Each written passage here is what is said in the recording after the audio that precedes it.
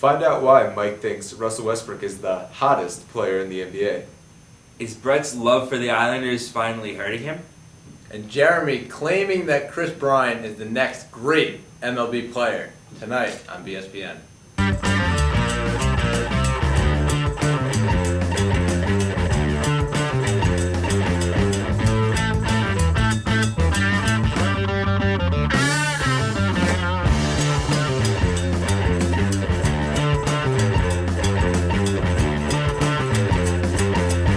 Good evening and welcome to another edition of BSPN. Along with Mike Bergner and Jeremy Bella, I'm Brett Malman, and here's what's making headlines in news.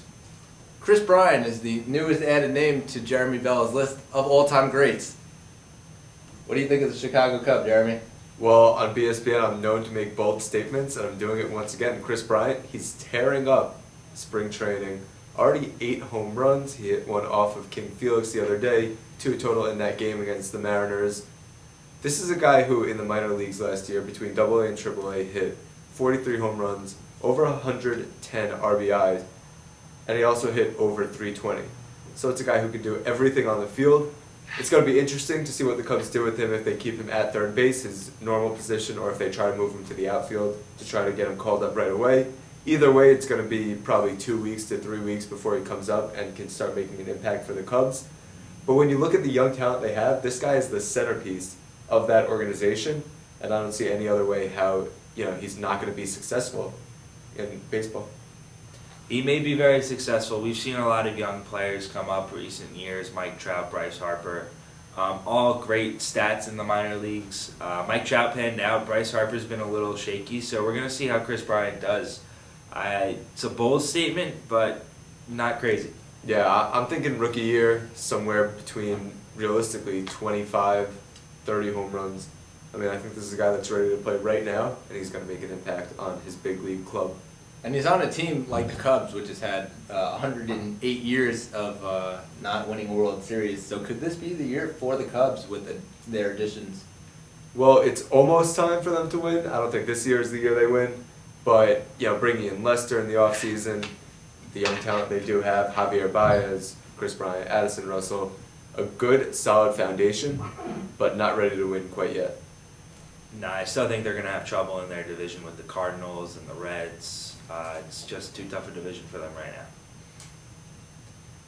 Other places in the MLB, the Yankees, the Mets, how do you guys see them doing this year? Well, this could be the year that the Mets actually have a better record than the Yankees. And I wouldn't be too surprised by that. Matt Harvey coming back from Tommy John, he's going to be amped up to pitch well for them. They just announced that Bartolo Colon's going to be the opening day starter. You got to love to see Bartolo still out there. But yeah, Matt Harvey's going to be the key to that pitching staff. Jacob deGrom's going to have to take even another step forward in his progression. And I think with that pitching staff, they're going to compete in the National League because, pitching is so important in that league. For the Yankees, you look at the AL where you need to have big offenses to compete, and I just don't know if the Yankees have that this year. But records, I'm expecting them to be somewhat similar by the end of the year for both these New York clubs. Yeah, and you look at the team like the Yankees, and they've had a lot of veterans on their team this year, whereas the Mets are built young and built for the future. The Yankees are not. Well, the Yankees may not have a lot of young guys, but there's always something in the works with Brian Cashman there. I can't say that they're going to be out of it for long. They haven't been out of it for nearly 20 years. Yeah, and the thing behind the Yankees is a lot of people are saying they're just not as good as they were a few years ago, but really what it comes down to is injuries. Mark Teixeira can't stay on the field. You would look at the suspension of A-Rod, he was off the field for a long time. But you got to have your players on the field to play, 140, 150 games, and without Teixeira for a long time, Beltran getting injured, McCann was out for a while, you got to have these guys on the field. Yeah, you look at them and, they were just depleted last year, absolutely depleted. And so this year, you come in and, they're all old, and except for a couple of young guys who aren't proven. And so, and their pitching rotation is now, what does it become, Yeah, well, you can't count on CeCe anymore. Hopefully Pineda can step up and be that second starter. But Capuano, he's been there before, pinched in New York, so he can handle the pressure. I think he'll be all right. Evaldi, the guy they acquired from the Marlins, I think he could be okay. But, it's going to be a lot of that pitching stress on Tanaka's shoulders. And especially when you look at the bullpen, they just added a whole bunch of players. But do you see them succeeding this year? I love the bullpen. Andrew Miller, great acquisition. Dylan Betances, a guy who's probably going to shift right into that closer role pretty easily. So the bullpen, I'm not too concerned with. And as Mike said, don't count out Brian Cashman. He's always good for one of those trade deadline deals if he doesn't have the pieces. But now looking at the Mets actually moved their field in. The outfield wall has been moved in 6 feet in right field. What do you guys think of the change? Well, I think it'll help their team a lot. They really were anemic on offense in the last couple of years because of that far right field fence. David Wright, before they moved into their new stadium, was a 20-plus home run hitter, 80-plus RBIs every year, 310 average. And when that field moved out, he lost a lot of his power. They had also brought in Jason Bay, who had no power in their field, but he was a 30 home run hitter the year before with Boston. So you look at it, I think it's going to be great for their offense and going to make their home games a lot more exciting.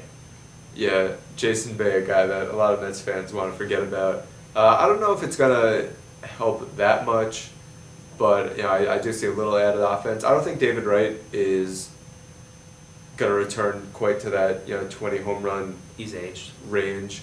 Yeah, I think he could be definitely 15 to 20, but I don't know if I'm counting on over 20 for him. But yeah, it'll help out Granderson. I think that he could definitely try to improve his long ball swing, but for him, he's just got to stop striking out. And I think they've been working on that. The new hitting coach for the Mets, right, Kevin Long, guy from the Yankees. So the swing doctor can try to help out those Mets hitters. And you mentioned Kevin Long and Granderson, the two of them teaming up for the first time since back at the Yankees. Do you think that while moving in the right field wall, that helps comparing it to Yankee Stadium? Yeah, I guess that's the plan. You bring these guys together, you try to help out a guy who played in Yankee Stadium, so creating some field dimension similar to that. But yeah, I don't know as far as Wright, if it's going to help him out that much, but I think it could help out Granderson, a few of these other hitters. But for the Mets, they're not really a long ball hitting team. They're going to steal bases, they're going to move, they're going to go first to third. I think they can still be relatively successful doing that. We'll be back right after the break.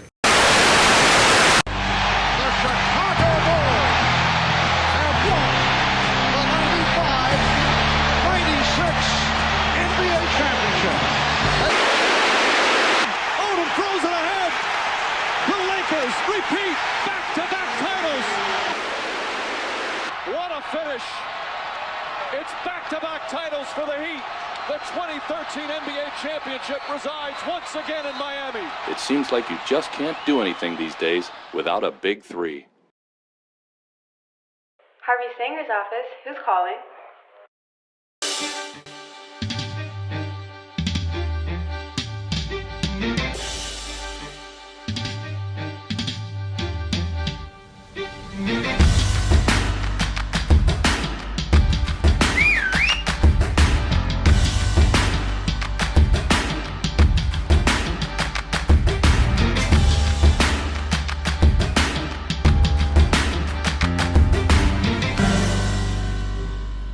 Over to the NHL. The Islanders right now seem out of it. They're now 7 points back on the Rangers, and the Rangers have 2 games in hand. So now we're talking about the Islanders maybe falling into the 3 spot if Pittsburgh can pass them. Yeah, it's a free fall for the Islanders. The Rangers just playing consistent all season. Islanders peaked early, and now the Rangers have surpassed them, as you mentioned, with games in hand. So it looks like the Rangers division to win for sure. Yeah, how's your heart feeling, Brett? It's okay. I do think that if the Islanders and the Penguins do meet up, that will be a tougher series than what they could have had with Washington. Definitely a true statement, and like you mentioned, the Rangers have taken them over. So the Rangers actually have the most points in the NHL right now, along with Montreal and Anaheim. Last night, Sunday, they won 7-2 in a big win. without two key players in Lundqvist and Martin St. Louis. So I think come playoff time, if these guys are healthy, they're going to even be harder to beat. Yeah, they could be very, very dangerous, especially when the goalie gets hot in the playoffs. And you mentioned that they are at the top of the division, which means that they could possibly be playing, or the top of the conference rather, which means that they could be playing against the opposite division, which would hold Boston or Ottawa, whoever can win that last spot. So yeah, you take a look at the Rangers. They really, really got a lot to build from on their late season success. Bouncing it over to the NBA, Mike's favorite player, Russell Westbrook, has been on a tear lately. Mike, tell us about that. He now has 10 triple-doubles this NBA season, which is more than the next three players combined, who are Rajon Rondo, James Harden, and Michael Carter-Williams. This is his 5th in the month of March, which is more than the rest of the NBA combined also. He's doing it fantastically. He's leading the NBA in scoring at 27 points per game. He's up there on the rebounds list. He's averaging 7.3. He's not getting these triple doubles with like 12 points, 10 rebounds, and 11 assists. His most recent triple double was 12 points, 10 rebounds, but 17 assists. So he's doing this with style, and he's also led the Oklahoma City Thunder to have a 2.5 game lead in the West. Yeah, and Brett said he's on a tear, but it's really been consistent play all season. Now, yeah, the month of March has been miraculous for him, but he's been carrying them since Durant went out. Westbrook, of course, was out for a little while in the beginning of the season with an injury, but he's come back. He's been aggressive all season. And yeah, you could say a lot of things without Durant. You know, maybe he gets the ball more, a little more scoring opportunity. But the thing about Russell Westbrook that he hasn't been able to do in the past few seasons is distribute as well as he has this year. You mentioned 17 assists in that other game. Mm-hmm. The passing has been on point. And you look at the other guys around him, getting more opportunities for them. And it's a big reason why the Thunder are still in the playoff chase. Without Russell Westbrook, I mean, there's no question this team would be, you know, maybe 11th, 12th in the Western Conference. So they really need him to be as great as he's been and to keep distributing the ball, scoring, and adding those rebounds. And as we take a look at the standing, it looks like Golden State's going to take that first spot. Do you see Oklahoma as a team that can take down Golden State in the first round? You know, it's tough to say because we don't know if Durant's going to be back. And it looks more likely that Durant will not be back because the Thunder are shutting him down for, I guess, the next few weeks. And he probably won't play. Without Durant, I don't think they have a chance. Golden State has been too good all year. Stephen Curry, Klay Thompson, the bench that they have, you look at their bench and they could probably compete with, you know, the Thunder's starting five. So I think Golden State, they're going to win that series pretty easily. Yeah, I'd have to agree with that, especially now that we're getting closer to the playoffs. I don't think Golden State's going to go down easy. They've already clinched a playoff spot, along with Atlanta and Cleveland being the other two teams in the NBA to clinch a spot. So I don't think Golden State's going to make it to the finals, but a team that's definitely not going to make it to the finals is the New York Knicks. They are just 14-56 right now, and they're 2 of 8 in their last 10, and sitting right now with the worst record in the NBA. How do you guys feel? You know, it's rough being a Knicks fan. Their best player right now, Alexei Shved, you know, a guy they acquired mid-season. It's just not a good season for the Knicks. Derek Fisher, I mean, he's doing the best he can to get these young guys playing hard, but they just don't have the talent. Of course, Carmelo Anthony out for the year. They don't have that talent to compete with any of these teams in the NBA right now. Yeah, and they even lost to the Minnesota Timberwolves the other night, which was a bit of a shock for many. But they do fall into that first spot for a pick in the lottery. Now, if they get that pick, who do you guys see them taking? Now, if the Knicks get the number one pick, I'm putting it at, 85, almost 90%. They're going with Jahlil Okafor. They need an imposing force down low, a guy who can score on the block. And Jahlil Okafor, I'm confident he can come into the NBA right away and be that kind of player. Because in college, there's not a guy that can stop Okafor right now. His footwork, his scoring down low, maybe not the best defender, rebounder, but a guy they can give the ball to when they need a basket besides Carmelo Anthony. and I think that they're going to take Okafor. You know, Jaleel Okafor has been around in the even media since the 6th or 7th grade. He was larger than most of the kids, dominated like everybody. He's been playing with NBA players since he was in high school. So yeah, I think that'd be a great pick for them. I also see them possibly taking Towns from Kentucky as a number 1 overall pick. It depends if he fits better into their offense or how Derek Fisher sees who's a more coachable player. I think those will be the 2 top picks, I think, regardless of who gets the lottery. Right, and you definitely raise a good point when you say that the Knicks need a big man. In order to win a championship, you need those 3 pieces. You need that scorer, you need that big man, and you need a point guard. So now you look out at the market, who's their point guard if they go out and they get that? You know, I still think there's some talks that they can go after Goran Dragic. You know, if he's made available, the Knicks could get him. I think looking at the rest of maybe how they'll fill it out, they could keep Calderon. Mm-hmm. I mean, he's a solid player, but I think they might even go after another big man. It would be tough maybe if you go after Marc Gasol, a guy like Kevin Love, you know, if he leaves Cleveland. But there's a lot of guys out there that they could definitely go for. Wesley Matthews, who just got hurt for Portland, Jimmy Butler, if he leaves the Bulls, but I don't know if he's gonna. So if there's a lot of big names, then the Knicks have a lot of money. And of course, they could package a deal to get a late first-round pick and pick up a guard, which is another very possible thing that they could do. The Knicks trying to get rid of bigger pieces to make small chips. You know, I don't know if the Knicks really need a guard, as it were. Their offense right now is shoot first, defense later. And it's not working out for them. And it's how they've been the last few years, not a very defensive team. So I think if they got a couple good big men to slow down their pace, to get underneath, to get the boards, I think it would do a whole lot to turn around the whole Knicks program. You know, a point guard that they definitely won't be getting. Steve Nash recently announced his retirement from the NBA. A great all-time player, 3rd on the assist list in the NBA. So it's unfortunate to hear about that. Yeah, definitely a role model to many. I know that his role model himself is Isaiah Thomas, one of the all-time great point guards in the NBA. And of course, Steve Nash had a fantastic career, didn't win a championship, but, you know, what can you say? Yeah, I mean, for a guy whose career sort of flamed out as quickly as it did, obviously age was a factor, health. Going to the Lakers, I guess, ended his career. They thought they were going to have that star-studded lineup in LA. But you look back at the years that Nash had with Stoudemire in Phoenix, and that was one of the most exciting teams on the court. So Steve Nash, a great career, but I think it's time.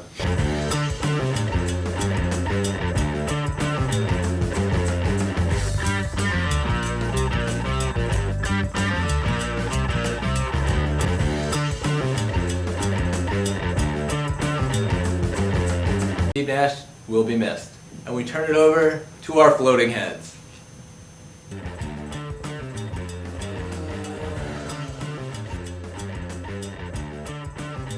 The 7th-seeded Wichita State versus the 3-seeded Notre Dame. Going with the Shockers in this one, not going to be much of a shock. Notre Dame's been struggling in their first 2 games, and Wichita State really crushed Kansas, so I see them moving on to the Elite Eight. Ron Baker's going to have an amazing game. Wichita State's going to head to the Elite Eight. I have the Fighting Irish moving on in this one. I think after their last match, they're going to be looking to win this one pretty easy. The 4th-seeded North Carolina versus the 1st-seeded Wisconsin. You know, Wisconsin showed a lot in that game against Oregon, playing it tough, still coming out with the win. But UNC, the pace they play at, I think they're going to score a lot of points, too many for Wisconsin to keep up with. By a flip of the odds, I'm rooting for the Badgers. I think that they can go all the way in this tournament. I'm going to go with the Badgers on this one. Frank Kaminsky, again, is going to overpower anyone on the UNC team. Marcus Page is a great player, but I don't think he has enough to match him against Wisconsin. 6th-seeded Xavier versus the 2-seeded Arizona. Gotta go with Arizona, one of the best teams in the country. I don't see Xavier having enough firepower to control Arizona's offense. Well, I'm taking Arizona here, the chalk pick, but Arizona's going to get it done. I have Arizona winning this, the Wildcats. They're just too good. The 5-seeded Utah versus the 1-seeded Duke. Going with Duke. They've been playing as well as anyone so far in the tournament. Jahlil Okafor, too much size down low. I'm going with the upset here. I'm going to take Utah. Coach K is going to have a tough task stopping Utah. Let's go Devils. The Blue Devils are going to beat Utah Utes in this one. The 7-seeded Michigan State versus the 3-seeded Oklahoma. Well, Tom Izzo's worked his magic once again, getting Michigan State to the Sweet 16. I see them moving on over the Sooners. Michigan State's been very hot this year, and especially in the tournament. I think that they're going to continue their success this week, beating Oklahoma. I'm going to go with the Sooners in this one. Buddy Hield is experienced. He's going to lead them over Tom Izzo's Spartans. Welcome back. So now you've seen some of our picks for this weekend's Sweet 16 games. Comment with yours on Twitter at BSPN_Bing or on our BSPN Facebook page. So now we're going to get into some analysis behind those picks. The Sweet 16 is set. 3 of the number 1 seeds made it, including number 1 overall, Kentucky Wildcats, along with Wisconsin and Duke. Villanova did not make it. They were upset by NC State. So our bracket's a little bit busted to this point. I know I still have my Final Four teams intact, but we're going to do a little redo Final Four, Brett. So if you had to redo your bracket, who do you see making it? Well, I definitely wouldn't put Virginia in the finals like I had them, but I do see Michigan State as that dark horse team that a couple people had, quite a few. I put them in my Final Four. I also put Gonzaga in my Final Four, which I had originally. I have Utah upsetting Duke. I also have UK, because of course no one can stop them, except for Wisconsin, which is my big upset pick in the Final Four. Wisconsin would then go on and play Gonzaga in the finals and take them down. Yeah, my picks in the East region were not so good, as it were. I had Villanova winning it all. They lost in the round of 32, as Brett mentioned. So now, redoing it, I'm going to say Michigan State moves into the Elite Eight and onto the Final Four from the East region. But I had Kentucky, Wisconsin, and Gonzaga as my other Final Four members, and they're all still in it. I still think they're going to do it. Duke's going to take over Utah, Wisconsin over Arizona. So I still see that working out for me. Just I think my champion now is going to have to be Kentucky over Gonzaga in the finals, and that's how I'm calling it from this point on. Yeah, you know, the East region, a lot of tough picks, but you know, the way I saw it, picking Michigan State to make it all the way to the Final Four, they have that big 3 with Denzel Valentine, a big man who can distribute, who can also score, and who can rebound. Brandon Dawson is playing like a man possessed, grabbing every rebound, fighting for loose balls, and you know, not a great free throw shooter, not a great free throw shooting team, but still a team that can score with the best of them. And then Travis Trice, even I didn't expect this, but this is a guy who's making big shots, who's leading this team, and who's working the Tom Izzo magic once again. So that's why I had Michigan State going on to the Final Four. I did have Villanova advancing a little further, surprised by the NC State upset. Brett, I know you picked that one. NC State, I mean, they're playing pretty well. Trevor Lacey, you got to like that. BJ Anya. It's a team that did only beat LSU, you know, by a point on a last-second shot, but you know, defeating Villanova, a team that when they weren't hitting their shots, they just could not score. Yeah, but of course, could they take a team down like Michigan State? Michigan State's playing really hot right now. I don't even think that you can consider their win over Oklahoma an upset. You know, just based on their seeds, it would be an upset, but they're so much stronger than that. This could be the year for the Spartan fans. Yeah, Michigan State probably underseeded in that region of the bracket. Another team underseeded, Wichita State, a team that was in the Final Four just 2 years ago. And still with Ron Baker, great outside shooter, Fred VanVleet, great point guard, Takeo Cotton, you know, one of the best defensive players in the country. It's a team that destroyed the Kansas Jayhawks in that interstate, whatever you want to call it, rivalry, or, you know, two teams that just don't like each other very much. Yeah. So Wichita State, I mean, how far do you see them going? Like, I think, yeah, they played fantastic against Kansas, but I think they're going to be stopped by Notre Dame in this round. I just see the Fighting Irish moving on after playing a tough match against Butler in their last game. Yeah, if you want to find a team that can keep up with shooting with Wichita State, I think Notre Dame's the team that can do that. Wisconsin avoiding a scare by Oregon. Joe Young played big for Oregon, but Wisconsin did hold on. So moving on in the West region. But Arizona, still looking like the top team in that region, despite not being the #1 seed in the West. But you gotta like Arizona. Even against Ohio State, when they were put into that 2-3 zone on defense, they were able to shoot the ball. Gabe York had a big shooting game, TJ McConnell, and they even won that game when Stanley Johnson really struggled. So I think Arizona could still be a team that can make it all the way to the championship and win it this year. Yeah, Arizona's playing really good basketball right now. Of course, I have Wisconsin taking them down, and I'd even consider that an upset because Wisconsin isn't playing as good as Arizona. Yeah, but that would, of course, be a great game if those two teams matched up. Now, you mentioned also, Brett, you have Utah over Duke. So how do you see that game? Well, I see Duke as a team that has lost in recent years to schools that aren't as big name. They lost to Butler in the championship a couple years ago when they weren't supposed to. Mercer last year. And they lost to Mercer last year. And so Duke's always been that team that I just don't see them going all the way. And so I took Utah over them. Yeah, an interesting one though right now is Duke is so powerful with Jahlil Okafor and Quinn Cook leading the way. So I would call that a very big upset, Utah over Duke. Yeah, the problem for Duke is they're not as deep as they want to be. They only maybe go 7 deep. And at times, they do struggle with outside shooting. But yeah, the veteran leadership of Quinn Cook has been there all season. Justice Winslow, I think when he started getting a lot better, a little more experience, that's when Duke really took off. And of course, Jahlil Okafor, you can't not mention him. And of course, you look in the tournament this year, the one thing that really has stood out, if you can't hit your free throws, you're not going to win a game. Most teams who didn't hit the free throws didn't move on. And that's how it seems to be every year. But again, looking at that top team in Kentucky, they've been playing well. I mean, they destroyed their first round opponent, beating Cincinnati a little bit closer, but Kentucky handled them.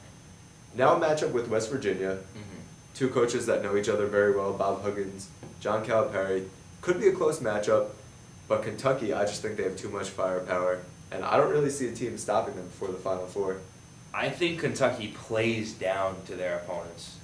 I feel like the 5, they have more than 5 starters, but the 5 people, whoever they start, they just go out there, they feel out the team in the first half, and they have such stamina and depth because of all the cycling in and out of players that in the second half, they don't get winded. They just keep coming in, going out, and they just keep going. They played down in the first half, I think, and that's why some of these games seem closer than they are. Plain and simple, they're the most dominant team in basketball right now. Some even saying that they could take down an NBA team, which I don't know, that'd be pretty close. But Sixers, Kentucky is for another day. But you mentioned that Kentucky being so dominant, and Louisville coach Rick Pitino even called out Calipari for his one and dones. Do you see one and dones as a thing that continues in the NBA, or do you see them going back to the straight out of high school? I mean, I think that for college basketball, they definitely want players coming out of high school to go there. A few players have taken the foreign route, playing overseas. Emmanuel Mudiay, a guy who was supposed to go to SMU this year, but opted to go and play overseas, and then he's going to come back for the NBA draft. But yeah, I think it's a thing that's going to perpetuate in college basketball. The one and done is not a perfect system, but it's how it's going to happen. Yeah, since I don't see them going back to allowing kids from high school to go to the NBA, so I think it's going to continue to be a one and done program. Now you've heard our picks. Now check back later this week for President Harvey Stanger as he announces the Binghamton University presidential bracket. From all of us here at BSPN, I'm Brett Malman. We'll see you next week. And I'm like, I'm not going to get it.